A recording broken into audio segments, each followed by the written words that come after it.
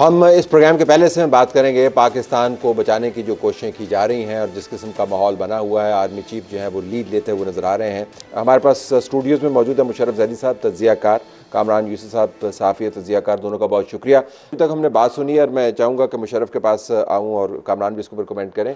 वो short term पे इतना फोकस नहीं है जितना मीडियम टू लॉन्ग टर्म के ऊपर फोकस है। आपने प्राइवेटाइज़ करनी है जो एंटिटीज़ हैं जो हमारे बहुत सारे पैसे खा जाती हैं और इकॉनमी के ऊपर बोझ हैं। आपने एफबीआर को रिफॉर्म करना है, आपने करप्ट लोगों को पकड़ना है, आपने 72 बिलियन से लेके 100 बिलियन डॉलर तक की इन्वेस्टमेंट का एहतमाम करना है, आपने ऑयल रिफाइनरीज के अंदर मिनरल्स को आपने डिगअप करना है, फिर मिलियन थिंग्स। तो पहले तो मैं आपको ज़रा जानना चाहूँगा इसके ऊपर रिफ्लेक्शन कि ये जो बहस चल रही है ये हमने ज़्यादा इसमें मुबालगा डाल दिया है या वाक़तन ये बहस संजीदा है और उसी तरफ फ़ौज की क़यादत जाती हुई नज़र आ रही है?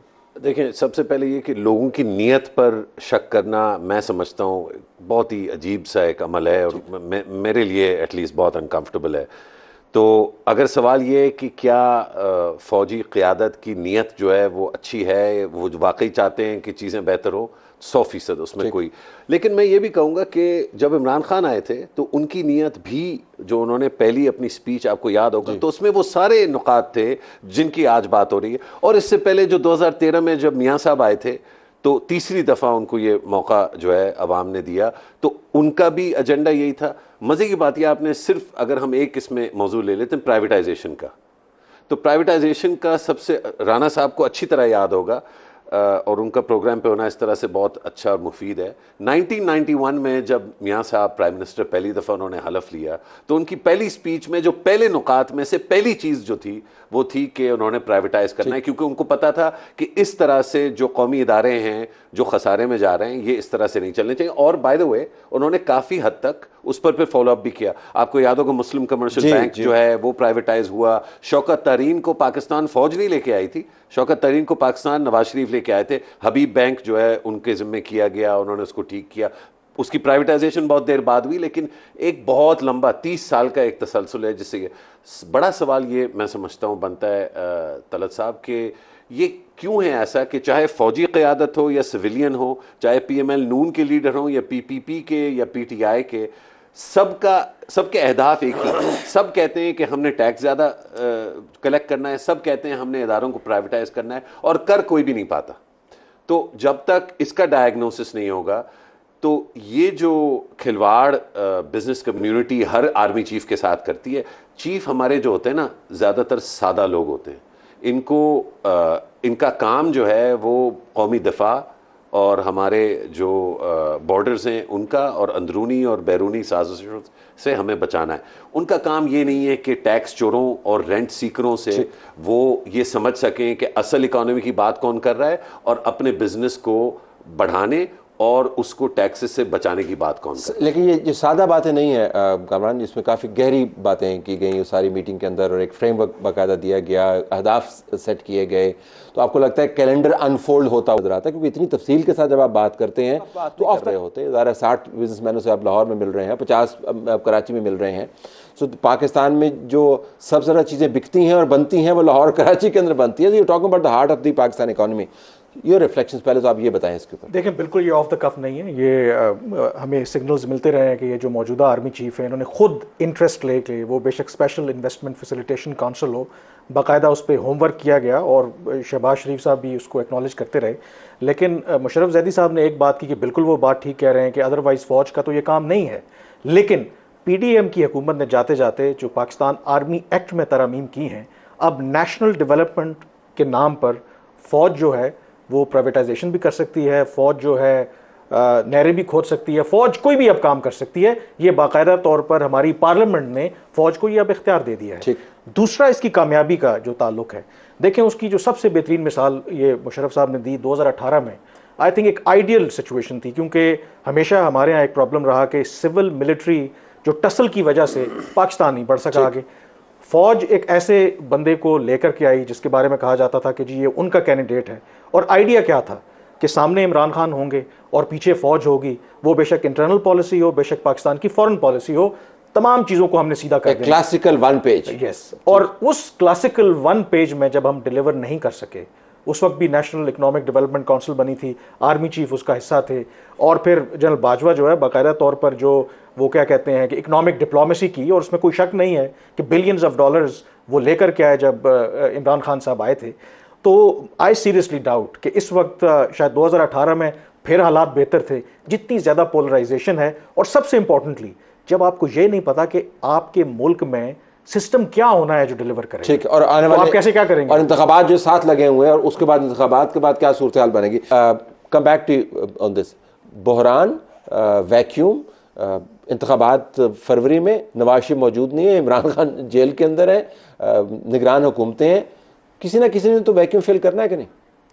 मेरा ख्याल है कि ये एक ऐसा मफरूज़ा है जो पहले कई बार आजमाया जा चुका है। SIFC का तज़किरा किया कामरान भाई ने। SIFC जैसी कई पुराने इदारे या क्या कहना चाहिए तरकीबें जो हैं वो तश्कील दी गई।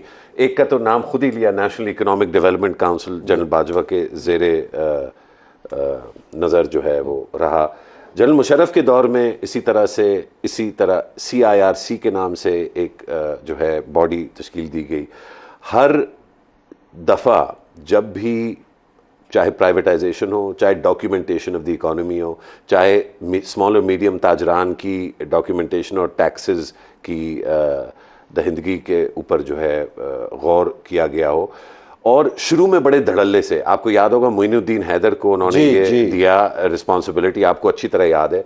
नवंबर 1999 में कू के फौरन बाद जनरल मुशर्रफ ने कहा हम छोड़ेंगे नहीं। वो सारी बातें जो कल कराची चेंबर और लाहौर चेंबर से हुई ना, वो लिटरली वो पूरी एग्जैक्टली वही लिस्ट है जो जनरल मुशर्रफ ने शेयर की थी अक्टूबर 1999 में।